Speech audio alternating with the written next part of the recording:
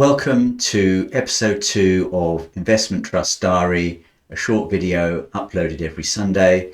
This week I'm looking at private equity, which is often unquoted companies with some trading history, unlike venture capital, which can encompass earlier stage seed funding. Private equity is currently the top performing sector within investment trusts. I'm going to give you an overview and a free file that you can use to analyse the leading investments. I like private equity because the fees can be above those of a global tracker and the current returns are strong. They also tend to be uncorrelated with other investment trusts. They don't post daily net asset value, so potentially there's less noise going on with their prices. Ideally, you want a portfolio of assets that grows over time with different value drivers such that they don't all fall in price at the same time.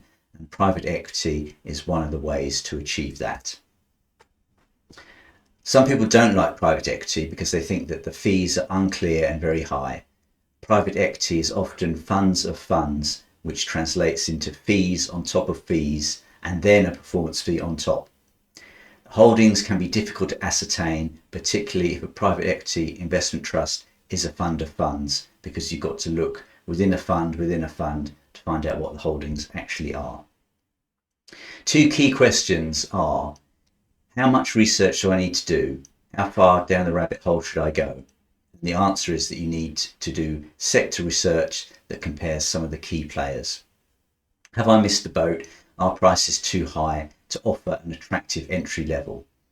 Well, there's a reason why I'm doing it now and not in 3 months' time. And I think that now is the time to have a look and see what's going on. Potential opportunities are that, according to Scottish Mortgage, a lot of IPOs are overpriced, and the sweet spot of returns comes in the 3 to 4 years prior to the IPO, which is where private equity dominates. The lack of transparency can be exploited. Historically, some private equity was fairly boring, stuffy companies, but there are a few now that have a good track record in growth niches.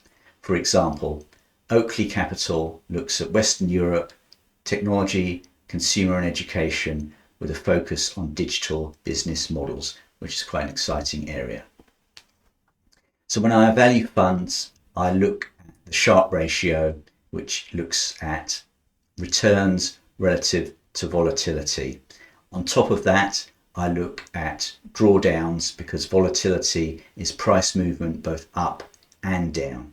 So here for a developed world fund, I've got a maximum drawdown of 5% and a duration of 56 days, whereas for minimum volatility, it's nearly 8% and 150 days. So although the minimum volatility is showing less volatility, the actual drawdown pain was greater, and that's because the upwards performance was less.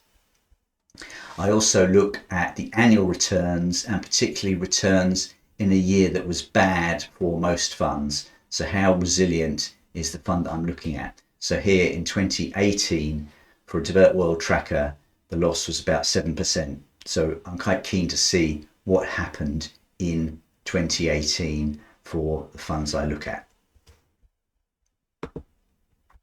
So this is my Sharpe ratio file for 10 private equity companies, and the standout ones are Harbourvest, Oakley Capital and NB Private Equity Partners, and then also Pantheon I do quite like the look of as well.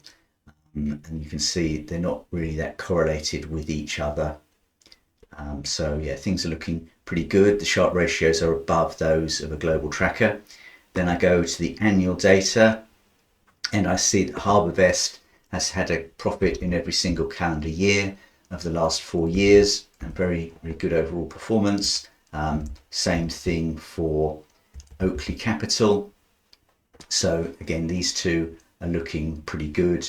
And HG Capital Trust, that's quite a well-respected one as well, and that's got good performance. So then from there, I've pulled some data from the Hargreaves Lansdown website, and and I've looked at fees, I've looked at bid offer spread, market cap, net asset value, premiums or discounts. So here we can see that quite a lot of the funds are trading on a discount to net asset value. So that's useful when investing. The discounts are currently narrowing because there is a lot of strength in the sector, but a lot of these funds will publish year-end net asset values, and when they do, these discounts could widen because they'll be publishing higher numbers for net asset value. So yeah, these are looking pretty good. I'd probably reject something that had quite a wide bid offer spread, like this BMO private equity. The fees are a bit misleading, so I wouldn't pay too much attention to those. Dividends are useful, but I'm looking at overall returns. So again, I'm quite liking Oakley Capital and Harbourvest, lovely chart there. So then what I've done is I've put some links in to research for various private equity investment trusts. So you can just click on the links and it will take you to the articles, and then you can read a bit more about the trusts and what they're doing and whether they're right for you. So I hope you've enjoyed the video. Please like the video, subscribe to the channel, leave any comments below, and the next video will be uploaded in a week's time.